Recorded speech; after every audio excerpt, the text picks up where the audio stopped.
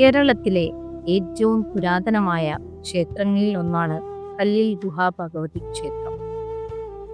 ഒരിക്കൽ കാടിനുള്ളിൽ നായാട്ടിനെത്തിച്ചേർന്ന ആളുകൾ അസാമാന്യ സൗന്ദര്യമുള്ള ഒരു സ്ത്രീ കല്ലുകൾ കൊണ്ട് അമ്മാനമാടി കളിക്കുന്നത് കാണുകയും അടുത്തെത്തിയപ്പോഴേക്കും അപ്രത്യക്ഷമാവുകയും ചെയ്തു.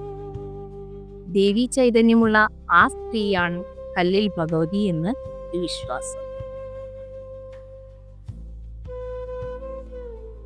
ഇവിടുത്തെ പ്രതിഷ്ഠ സ്വയംഭൂവായി ഉയർന്നു വന്നതാണെന്നാണ് മറ്റൊരു വിശ്വാസം.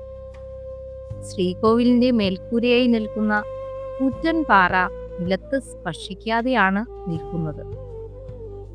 ക്ഷേത്രത്തിലെത്തുവാൻ നിർമ്മിച്ച 69 കരിങ്കൽ പടവുകൾ, ശ്രീകോവിലിന് മേൽക്കൂരയായി നിൽക്കുന്ന വലിയ പാറക്കല്ല്, ആനപ്പന്തൽ താങ്ങി നിർത്തുന്ന കരിങ്കൽ തൂണുകൾ, പൂർണ്ണമായും കരിങ്കൽ പാളി കൊണ്ട് നിർമ്മിച്ച നമസ്കാര മണ്ഡപം, വെലിക്കല്ല്, പാറക്കെട്ടുകൾക്കിടയിലെ വിടവുകൾക്കിടയിലൂടെയുള്ള പ്രദക്ഷിണ വഴി, ഇവയെല്ലാം അത്യപൂർവ നിർമ്മിതിയാൽ ആരെയും അതിശയിപ്പിക്കുന്ന ഒന്നാണ്.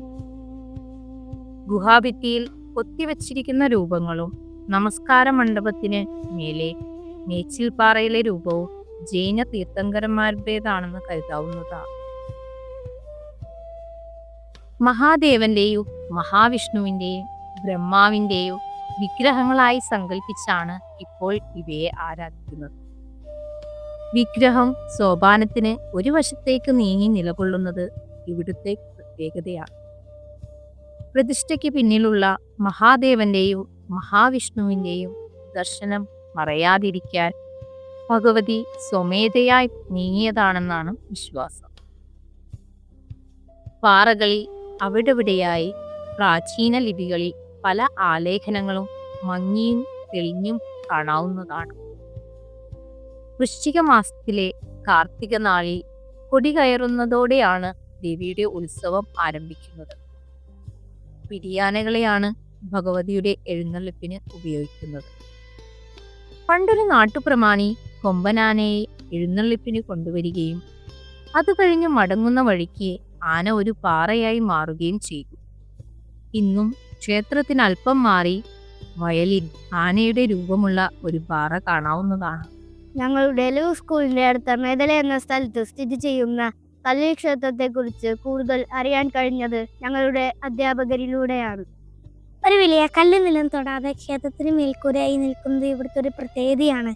സ്കൂൾ സ്റ്റഡി ടൂറിന്റെ ഭാഗമായി നടത്തിയ ഈ യാത്രയിൽ കല്ലിൽ ക്ഷേത്രത്തെക്കുറിച്ച് കൂടുതൽ അറിയാൻ സാധിച്ചു. ഇതിനൊക്കെ അവസരമൊരുക്കി തന്ന ലൂക്ക് മെമ്മോറിയൽ പബ്ലിക് സ്കൂളിനോടും അധ്യാപകരോടും ഞങ്ങൾ നന്ദി അറിയിക്കുന്നു.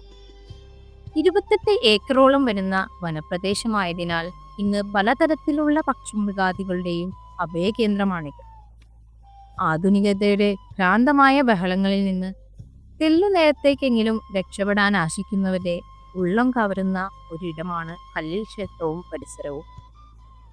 ഗ്രാമീണ സൗന്ദര്യത്തിന്റെ നൈർമല്യവും വിശുദ്ധിയും തീർച്ചയായും നമുക്കിവിടെ കാണാം.